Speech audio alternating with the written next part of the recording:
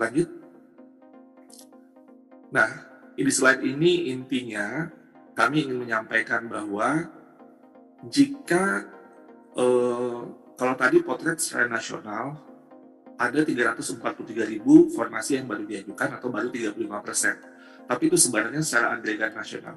Jika kita breakdown kepada masing-masing pemerintah daerah, sebenarnya ada sekitar 303 atau 60% pemerintah daerah yang tidak memiliki formasi yang cukup untuk menampung guru yang lulus passing grade meskipun sudah menambahkan formasi 2021 ditambah dengan 2022. Jadi artinya ini perlu menjadi perhatian sehingga guru yang lulus passing grade itu bisa mendapatkan formasi langsung di daerah Bapak Ibu semua. Ini mungkin saya gampangnya membaginya dengan dua kategori saja. Kalau di slide ini ada yang sangat aman, aman, tidak aman, dan sangat tidak aman. Kalau kita yang hijau dan kuning ini kita gabungkan menjadi aman, tidak aman, dan sangat tidak aman, ini tidak aman, gitu ya. Penjelasannya yang aman berarti formasi gabungan 2021 dan 2022 itu lebih besar daripada guru yang lulus passing grade di daerah tersebut. Ini kalau dijumlahkan 19% tambah 21% itu 40%. Jadi 40% Pemda itu dalam kategori aman, dalam konteks bisa menampung guru lulusan passing grade dengan formasi yang sudah ada saat ini. Namun ada 60% yang kami analisis Pemda yang dalam kondisi yang tidak aman. Artinya guru yang lulus passing grade itu jumlahnya lebih besar daripada formasi yang disediakan. Dengan kata lain, formasinya lebih kecil, walaupun sudah digabung 2021 ditambah usulan formasi 2022. Sehingga nanti ketika ada guru lulus passing grade yang tidak bisa diserap oleh Pemda tersebut. Nah, ini yang sekali lagi kami ingin mendorong semua ibu bapak semua dari berbagai instansi, dari berbagai pemerintah daerah untuk mendorong pengajuan formasi. Nanti mungkin Pak Abah akan menjelaskan mekanismenya di tahun 2022 ini. Nah, jika kita lihat dari populasi guru kita, itu guru-guru kita yang ada di 40% Pemda yang aman ini, itu 10% atau 10,4%, jumlahnya 20.000 sekian dari total 193.000 guru. Sementara 173.000 guru atau 90% dari guru-guru kita yang sudah lulus passing grade ini berada pada Pemda yang mengajukan formasinya lebih sedikit. Jadi kalau tadi kita lihat secara Pemda, tapi secara individu gurunya ini jumlahnya lebih banyak, 90% berada di Pemda yang mengajukan formasinya lebih sedikit sejauh ini. Yang mudah-mudahan nanti akan nambah dengan daripada yang sudah diusulkan 2021 dan 2022. Nah, ini adalah kunci sekali lagi Bapak Ibu yang mungkin perlu kita dorong sama-sama. Tentunya yang paling ideal bisa 100% dari kebutuhan itu diajukan sehingga kemudian bisa menyelesaikan untuk ASN P3K guru di tahun ini. Silakan lanjut. Baik.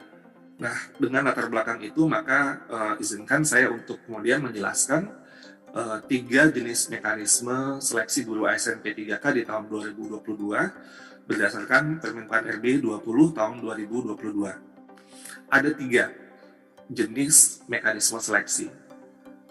Pertama adalah penempatan yang lulus passing grade.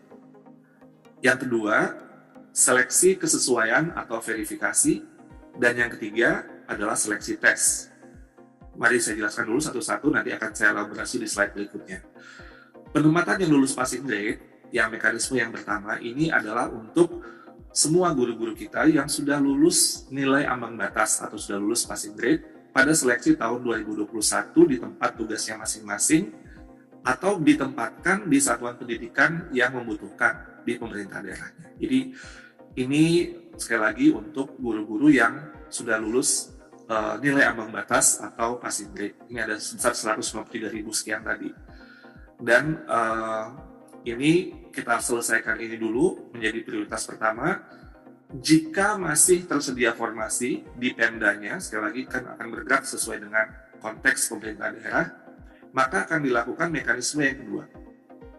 Mekanisme yang kedua Ini adalah seleksi kesesuaian atau verifikasi yang dilakukan dengan mempertimbangkan berbagai hal, termasuk dalam hal ini untuk dimensi kompetensi profesional, pedagogik, sosial, dan kepribadian, dan yang akan menjadi fokus pada seleksi mekanisme kedua ini adalah THK 2, jadi ini yang tadi sudah disampaikan juga oleh Pak Deputi, Pak Alex, dan juga guru honorer yang terdaftar di Dapodik selama 3 tahun minimal, jadi artinya masa kerja sudah minimal 3 tahun. Jika masih tersedia formasi, maka dilakukan seleksi yang ketiga, yaitu seleksi tes, yaitu dengan mempertimbangkan dimensi kompetensi teknis, kompetensi manajerial, dan sosial kultural, dan ini akan diikuti oleh guru honorer negeri yang terdaftar di Dapodik kurang dari 3 tahun, lulusan PPG, dan guru honorer swasta yang terdaftar di Dapodik. Sekali lagi Bapak Ibu, ini kata kuncinya ini adalah yang panah sebenarnya, jika masih tersedia formasi. Jadi untuk bisa, ini nggak otomatis masing-masing Pemda akan melakukan, karena kalau tidak ada formasi berarti 1 sudah selesai, 2 tidak bisa dilakukan. Tapi kalau masih tersedia formasi di 1, maka dilakukan mekanisme kedua. Jika masih ada formasi di 2 masih tersisa di pemerintah daerah tersebut, maka kita lakukan yang ketiga.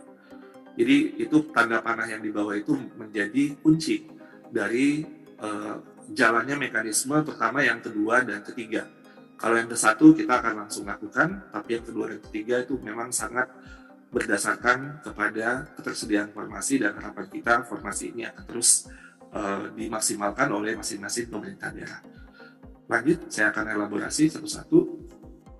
Nah, untuk mekanisme yang pertama, mekanisme penempatan guru lulus passing grade tahun 2021, ada 163.000 lebih guru yang telah memenuhi nilai ambang batas dan ditempatkan di satuan pendidikan berdasarkan kebutuhan dan kuota yang tersedia di daerah, dan ini kami juga sering mendapat pertanyaan tanpa mengikuti ujian kembali, gitu ya Bapak Ibu.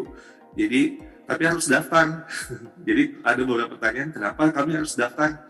Karena kita harus verifikasi juga apakah Bapak Ibu masih, pertama masih berminat, terus yang kedua juga mungkin, mohon maaf, ada yang mungkin sudah meninggal dunia dan sebagainya. Jadi kita perlu memastikan bahwa proses pendaftaran ini dilakukan tapi tidak mengikuti ujian kembali. Jadi tidak ada tes untuk itu, tapi proses pendaftaran harus dilakukan. Poin yang kedua di sini adalah individu yang ditempatkan di tempat tugas masing-masing sepanjang kebutuhan tersedia. Apabila tidak terdapat kebutuhan di tempat tugasnya, maka akan ditempatkan pada satuan pendidikan yang membutuhkan. Apa artinya nih Bapak Ibu? Kita semaksimal mungkin berdasarkan tentunya formasi yang tersedia dan kebutuhan dari masing-masing satuan pendidikan atau sekolah di mana Bapak Ibu berada, kita ingin Bapak Ibu tidak keluar dari tempat tugasnya. Namun, jika tidak terdapat kebutuhan di tempat tugasnya, maka kita akan tempatkan di satuan pendidikan yang membutuhkan di pemerintah daerahnya.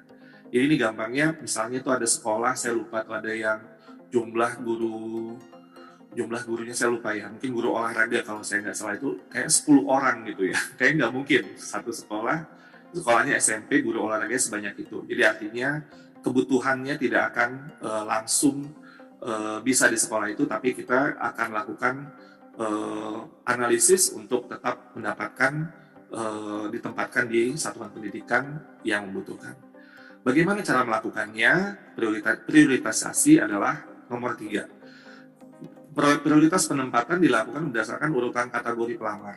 Yang kita utamakan, seperti tadi yang sudah disampaikan Pak Deputi, adalah THK 2. Jadi THK 2 dulu kita selesaikan, yang lulus passing grade yang THK 2, baru kemudian guru honorer negeri, baru kemudian lulusan PPG, baru kemudian honorer swasta.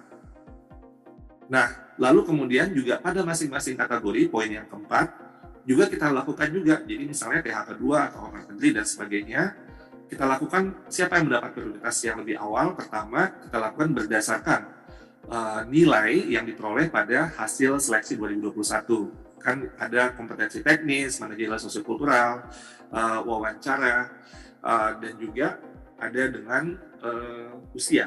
Nah, di sini kita juga bisa melihat, pertama kita lihat dulu kompetensi teknisnya. Siapa nilainya yang lebih tinggi, itu yang akan lebih diprioritaskan. baru kemudian manajerial sosiokultural, filter kedua, filter ketiga nilai wawancara, dan filter keempat berdasarkan usia. Jadi ini akan kita lakukan proses mekanisme penempatan lulus passing grade. 4 poin ini menjadi poin yang utama. Oke, jadi itu tanda panah yang di kanan bawah, Bapak Ibu, itu jika pada seleksi masih tersedia informasi, kita buka seleksi untuk mekanisme yang berikutnya, yaitu silakan slide berikutnya. Mekanisme yang kedua, seleksi kesesuaian atau verifikasi bagi pelamar PHK 2 dan guru honorer sekolah negeri minimal 3 tahun bekerja dan terdaftar di Dapodik. Di sini, pertama, kita lakukan bagi guru yang lulus passing grade, jika masih tersedia formasi. Lalu seleksi di sini adalah pertama, kita lihat apakah kualifikasinya linear apa tidak. Jadi ini perlu kita pertimbangkan kualifikasi yang diampu oleh guru tersebut. Misalnya kualifikasi akademik atau diploma 4 dan juga memiliki sertifikasi pendidik, kita lihat linear apa tidak dengan mata pelajaran yang dilamar.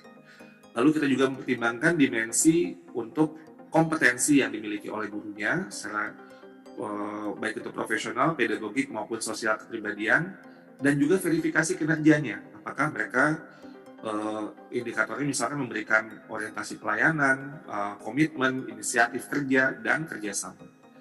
Dan yang terpenting di sini, yang ini yang paling penting yang perlu ditekankan adalah background check atau pemeriksaan latar belakang. Kita harus melakukan verifikasi bahwa untuk menjadi guru jangan sampai terlibat hal-hal yang tentunya tidak mencerminkan sebagai profesi guru. Misalnya melakukan perundungan, kekerasan seksual, penyalahgunaan narkotika dan sebagainya, dan juga intoleransi. Jadi ini akan kita lakukan mekanisme untuk verifikasi hal-hal tersebut. Dan yang terakhir adalah seleksi wawancara untuk mempertimbangkan aspek integritas dan moralitas. Jadi ini nanti mekanismenya akan kita buat dengan cara yang lebih memudahkan, karena seperti yang tadi disampaikan oleh Pak Deputi, kita perlu untuk mempertimbangkan banyak hal dalam memastikan layanan kepada murid-murid kita itu tetap dapat berlangsung dengan baik dan lancar, dan juga bagaimana kita menyelesaikan permasalahan secara big picture. Untuk kedepannya kita akan melakukan pengetatan dari segi mekanisme atau seleksi yang kita lakukan untuk guru-guru kita. Nah, kembali lagi di sini tanda panah yang paling kanan bawah itu, jika pada seleksi ini masih tersedia formasi, kita akan buka seleksi selanjutnya, yaitu silakan. Yang ketiga adalah mekanisme seleksi tes bagi pelamar umum. Nah, seleksi ini dilaksanakan jika masih ada kuota formasi P3K guru sesuai dengan setelah seleksi kesesuaian atau verifikasi tadi yang kedua tadi kita lakukan. Seleksi ini menggunakan sistem computer assisted test atau tes yang berbasis komputer yang dilakukan dengan sistem ujian nasional berbasis komputer. Di sini sebenarnya mekanisme ini sama dengan mekanisme yang tahun lalu, di mana ada kompetensi teknis, manajerial sosiokultural, pertanyaan wawancara yang dijawab secara tertulis, ada butir-butir soalnya, ada waktunya, total ada 140 sampai 160 butir soal tergantung pada mapel, dan waktu totalnya 170 menit atau sekitar hampir 3 jam, dan keseluruhannya kompetensi teknis bobotnya 60%, manajerial sosial kultural dan wawancara 40%. Ini ditujukan pertama sekali lagi jika masih tersedia formasi dan pelamar tesnya adalah mereka yang sudah menjadi guru honorer di sekolah negeri kurang dari 3 tahun dan terdaftar di Dapodik, lulusan program pendidikan profesi guru, dan juga guru honorer di sekolah swasta yang terdaftar di Dapodik. Lanjut. Baik, Ibu Bapak sekalian, yang tadi sudah disampaikan oleh Pak Asisten Deputi, Pak Aba, bahwa kami menyediakan layanan helpdesk yang dapat digunakan untuk jika pertanyaan-pertanyaan lebih lanjut nantinya, jika ada yang ingin mendapatkan informasi yang lebih detail, di sini bisa ada call center, ada Telegram, atau bisa juga melalui portal bantuan. Jam operasionalnya dari jam 7 pagi sampai jam 8 malam. Jadi Bapak Ibu ini juga silakan dimanfaatkan juga. Namun juga kami juga menyampaikan, tadi sudah disampaikan oleh Pak Aba, akan ada rapat koordinasi lanjutan yang mungkin lebih teknis, yang nanti akan lebih banyak kita bahas untuk diskusi lebih mendalam tentang bagaimana melakukan mekanisme-mekanisme tadi sesuai dengan konteks Pemda yang ada di Bapak Ibu masing-masing. Tapi sekali lagi saya menegaskan bahwa kuncinya di sini adalah tentunya pengajuan formasi semaksimal mungkin, karena itulah yang sebenarnya akan sangat membantu para guru-guru kita untuk mendapat kesempatan menjadi ASN P3K, sehingga mereka dapat memberikan layanan yang lebih baik karena secara kesejahteraan mereka mendapat jaminan yang lebih baik, dan juga secara pekerjaan juga mendapat perlindungan yang lebih baik, dan juga secara kesempatan untuk melakukan peningkatan kompetensi juga akan semakin baik. Ujung-ujungnya layanan dasar yang paling mendasar yang kita bisa sediakan untuk seluruh anak-anak kita juga bisa semakin baik ke depannya. Demikian yang